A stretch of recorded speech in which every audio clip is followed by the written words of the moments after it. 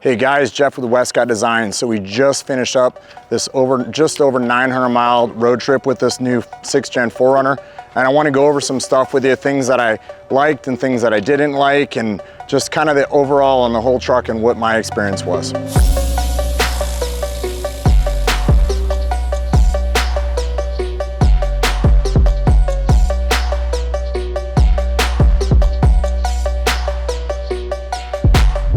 So we get a lot of guys that ask, how do you get the 35s on these? And it really comes down to offset. The offset is the key to the whole equation. As much as you're lifting it, you gotta think about offset.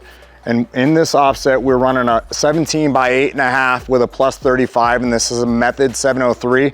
And you can see that the tire is just outside the fender flare here, so it gives it a little bit wider stance look. People say, oh, well, do you get rubbing inside the fenders? Well, what we did here is up in the front of the fender, you can see the original brackets down here, and you can see that it was attached back here, and we've pushed it forward, and then we've relocated the screw that was here up into here. So we're able to still have it look factory with the clip and the screw, but everything's been pushed forward on that area. It looks factory.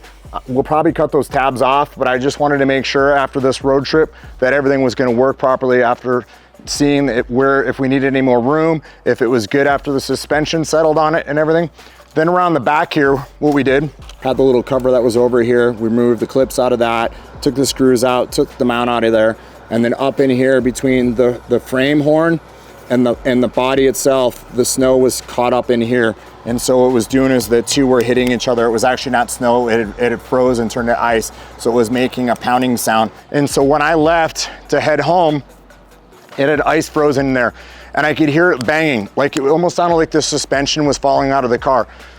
Hey, I gotta look. Got out from the car, looked everything over, and as we got into the warmer conditions, it started to go away, and eventually it just went away. And what that was the ice that was packed up in there. It had gotten up on top of the body mount, and it was between the body and the frame, and obviously they had two flex at a different rate, so that caused that to make some noise.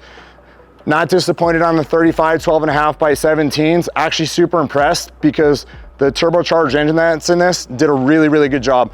People say, oh, you know, did it struggle? I'm sure it struggled and this and that. People say, oh, did you change the gears? I didn't change the gears. There's no need to change the gears. The biggest struggle, and I won't say it was even a struggle, was here from Phoenix up to Flagstaff. That's like 131 miles, and it goes from 1,400 feet here up into Flagstaff, it goes to 6,800 feet. So when we got up into Flagstaff, we pushed it up the mountains. It didn't even have to downshift to find a different gear. It didn't gear search at all with the 35s on it.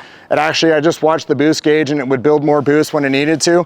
And I'll tell you, I didn't travel anything under 75 just from here to Flagstaff. And that was the worst gas mileage that the whole truck got. I got 14.7 miles a gallon on the way up to Flagstaff, and that's where I used the most in between gas stations. I used just over 9 gallons of gas up to Flagstaff, but I leaned on it. I wanted to see how well it would accelerate up the mountains and how well it would do. And I wanted to, obviously I was on time that I wanted to get to Telluride, Colorado. So I didn't want to wait around. I didn't want to drive slow. I wanted to make it up there in the time that I wanted to. The roof rack. People say, oh, the wind noise. We talk about this all the time. I wanted to make sure before we release this roof rack to the public, I wanted 100% wanted to make sure that our roof rack had a really nice tight fit. I wanted to make sure that it had no wind noise. And if it did have wind noise, we were gonna come back and we were gonna make some adjustments to fix the problem. No wind noise at all. I can't tell you how much it hurt the gas mileage because I didn't do a 900 mile check with the stock roof rack on it to see what the comparison was or with the stock wheels and tires. But I will tell you the roof rack worked really, really well. Someone had mentioned in one of our videos, just the last video with the black truck, had mentioned that the visor adjustment here was up, and you're right, somebody did catch that, and I'm just letting people know is that we had the visor pushed too far down, which caused it to kick out here in the front. What we did is we set it up this time, got all the screws adjusted, then adjusted the visor afterward to make sure it fit on there nice and tight. That was Taylor Love who said that, so I just wanted to say, hey, we've got it, we made adjustment on this one just so that didn't show up on camera again. And then you can see it just fits nice and tight. One of the things that people ask, how much lift did you get out of this? We did run a 1/2 inch top shim. We ran our preload collar in the front. We went from 20 from the center of the cap to the bottom edge of the wheel well. We went from 20 inches to 23 inches, did the alignment on it, drove the 900 miles, came back. Now that the suspension was settled, we're actually at 22 and a half in the front now. So it settled a ½ inch. I'm not gonna put more preload in it to adjust it more. The truck has a firm ride to begin with without any lift wheels and tires. It definitely has a much firmer ride than the last gen 4Runner does.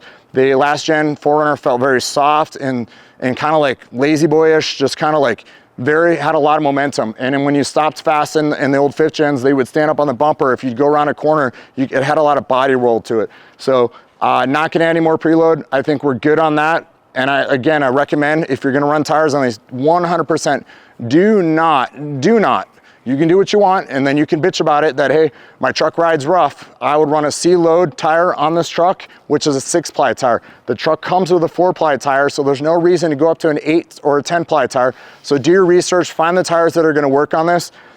We started out at about 41 PSI.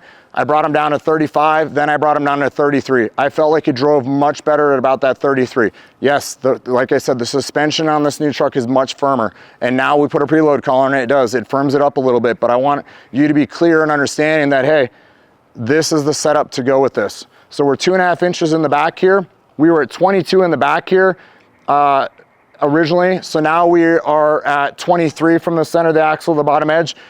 It was 23 1/4. It settled about 1/4 inch in the back here. It is a 1-inch puck, so we got exactly the 1 inch after doing our road trip with it. Things people say, I wanna know if this thing's gonna fit my garage or not. We're gonna answer that right now for you. We are from the ground to the top edge of here, to the top of the antenna, we're 76 inches.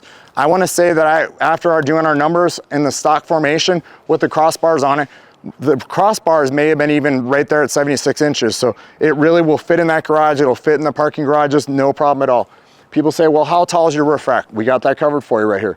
From the edge of the roof right here to the top edge of this, we're 2.5 inches. So I can tell you this, it is probably one of the lowest profile roof racks out on the market without question. And I will tell you, it's probably the most aerodynamic roof rack that's out on the marketplace. So you guys are gonna ask me, the next question you're gonna ask me, well, how much does the tires affect, how much does it affect the speedometer?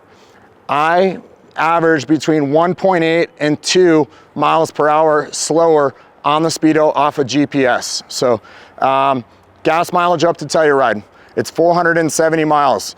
So when I got up to Telluride, got it right here on my sheet, I averaged 16.45 up, I averaged 18.5 miles back, and overall average was 17.47. And I will tell you this right now, don't tell me that's bad gas mileage. That's great gas mileage. You go take your 5th gen, go put 35s on it. Even if it can get up the hill, I guarantee the gas mileage isn't gonna be anywhere close to that. So the gas mileage I think was very impressive.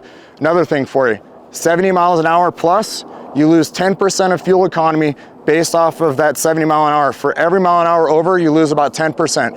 And I usually traveled, when we're on the roads, I traveled between 75 and 85 the whole way up there. So I leaned on it, I passed cars, it's got great passing power. It didn't struggle to get around cars. I don't know what you're looking for. This isn't a race car, but I can tell you this, it by far outperforms our 2023 supercharged truck without question, no problem.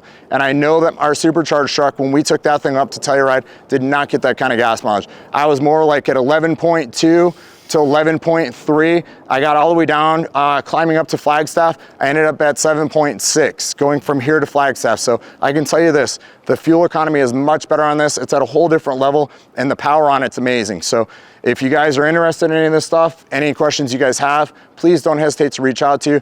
I think this was a really good test to see really what this thing was capable of, to just get an all around understanding of it. The new technology in this has got the premium package, so it has the leather, Softex leather, it has the bigger screen, and I'll tell you this, everything that the truck has works amazing. So I'm not trying to sugarcoat things or make it sound better, but I know there's a bunch of the guys out there that are haters on the new 4Runner or don't like it or whatever, and I will tell you this, it's probably one of the better vehicles that I have gotten a chance to drive and experience on that kind of road. So again, thank you guys for watching. Please comment below if you'd like our channel. If you're not following us, get following us. Thanks so much for watching.